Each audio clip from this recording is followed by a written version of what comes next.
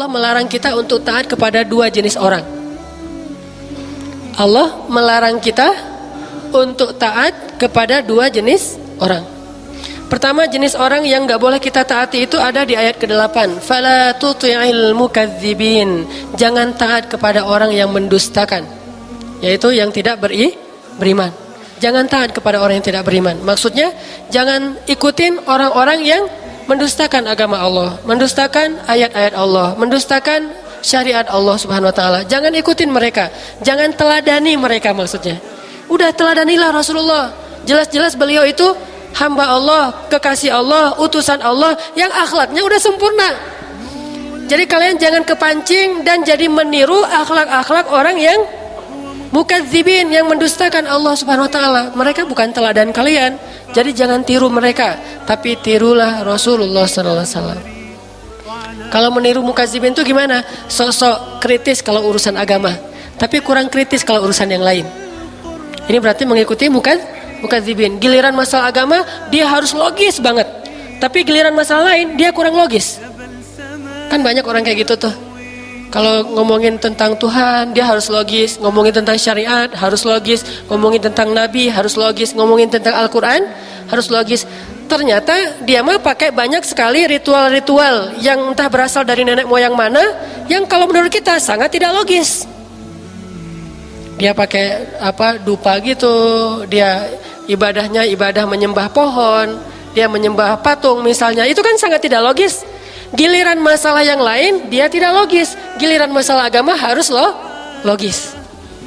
Padahal masalah yang dia lakukan itu seringnya sangat mudah untuk dicerna dengan logika sederhana, tidak perlu logika rumit bahwa itu salah.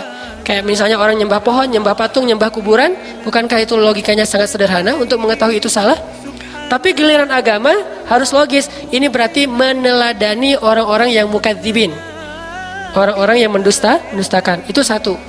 Kedua, orang yang gak boleh kita taati ada di ayat 10. Jadi dua kali Allah bilang fala tuti'. Di ayat ke-10 wala tuti'. Siapa? Kullahallafim mahin hammazin masya'in binamim manna'in lil khair mu'tadin athim utul zanim. Coba lihat.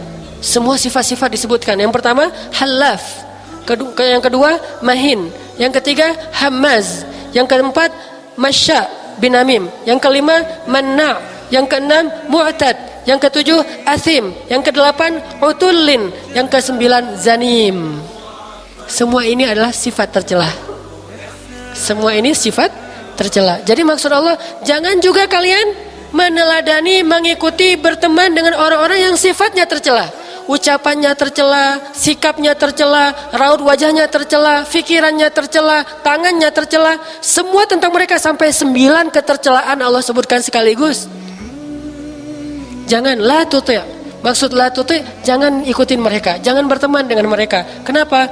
Seharusnya kalian mengikuti orang yang la ala khuluqin azim, yang akhlaknya sempurna sekali dalam segala hal.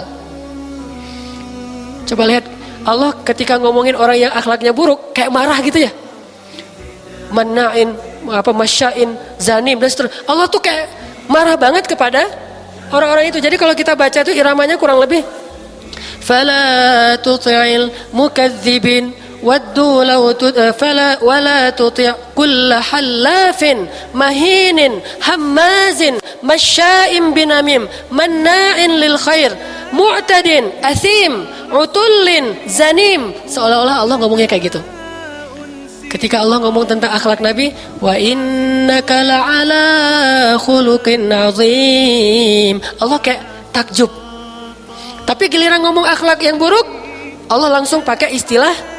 Ini kalau kita fahami sense bahasanya, di situ semua rata-rata pakai tasydid. Coba perhatikan, ada tasydid di setiap sifat itu. Halaf ada tasydid ya. Kemudian mahin, oke. Hammaz ada tasydid. Masya ada tasydid. Manna ada tasydid. Kemudian mu'tad udah jelas. Athim pakai ya.